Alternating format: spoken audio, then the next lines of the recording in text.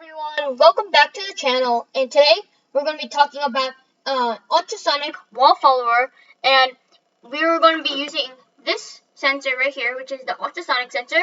It looks like it has two pairs of eyes, and it is a pretty useful sensor as all sensors help you achieve a goal, and it makes it easier to program and makes it more reliable, etc.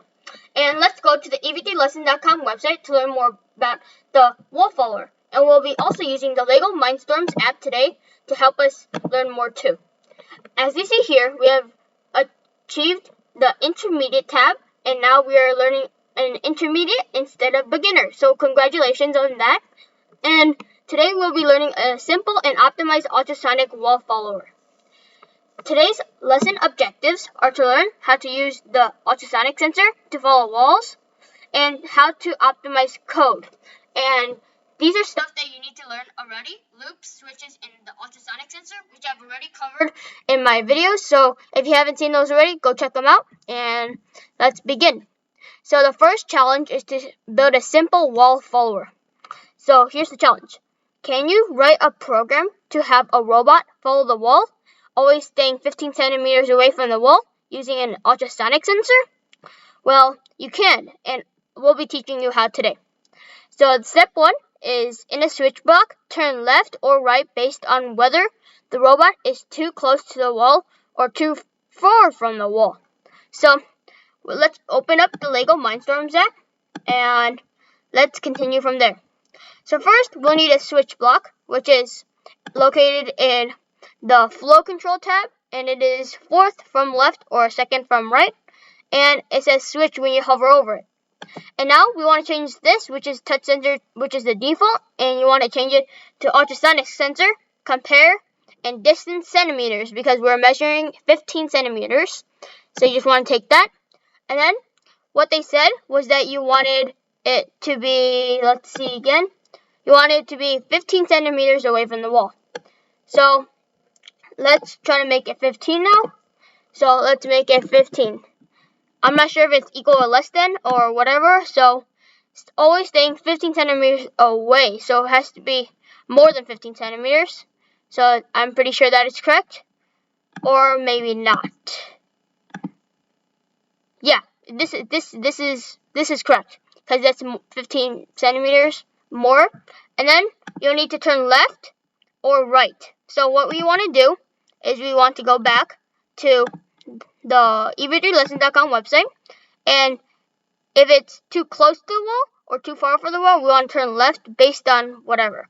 So if it's too close to the wall, so this is too close, so this is saying that it is correct. So if it's correct, then we need to turn right, I think. Let me think. I'm pretty sure you need to turn right.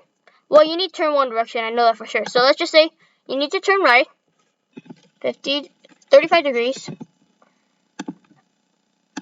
or 50 degrees, whatever you want. And you want to turn left, which we'll copy and paste that. Control C, Control V. And then you can put that right there again, and you can do the opposite direction. Like so. And what you want to do at the end of the day is just to have a simple wall follower, and then you have to repeat everything in a loop that runs forever. If you can change the exit condition of the loop if you want. So let's set it as a loop so it goes forever, as you see here. So here's a loop, third from right and left. So this loop is currently running for unlimited, which is forever.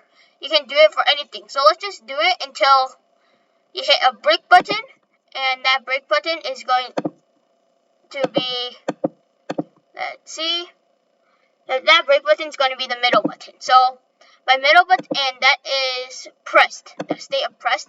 So this will continue to run, the program will continue to run until this button, this middle button, that button is pressed. So let's continue on again, and as you see here, we have our program, and let's see if it's correct. I'm not sure if the whole entire thing is correct because of this part, but let's just check to see. So let's go to challenge 1 solution, and it is indeed correct, as you see. If the robot's too close to the wall, it turns right, and if it's too far from the wall, it turns left. So that way, it's always following in a semi-straight line. But now you might be asking, why is the turn so big? Hold up. We didn't get all of it correct. What we forgot was that we needed to do on. There we go. Now we're correct. So you might be wondering, what if the turn is too big? What if the turn is too small? So you can always adjust that by using challenge 2, optimizing the code. But let's first read this. The switch checks if the ultrasonic sensor is reading less than or greater than 15 centimeters. And the goal of this program is to make a simple wall follower. And they have it for infinity. You can always change it by clicking this button right here. And challenge 2, optimizing the code, which is like basically tuning it up and fixing it. And how we can improve the program so that the wall follow is smoother. So right now, the turns are pretty big, and you probably don't want that. So you might want to put the turn at like something like 15, or maybe even less, or maybe even more. I'm not sure. It depends on the robot you have. And you might want to make this a little bit, like, not as fast, because the faster it is, and the bigger the turn, the more choppy, So we'll maybe put this at like 20 speed, or 20 power, whatever you want to call it. And that will make sure that the wall follower is a lot smoother, which is good. And we will keep everything else the same, because that doesn't change the smoothness or the improvement of the line follower.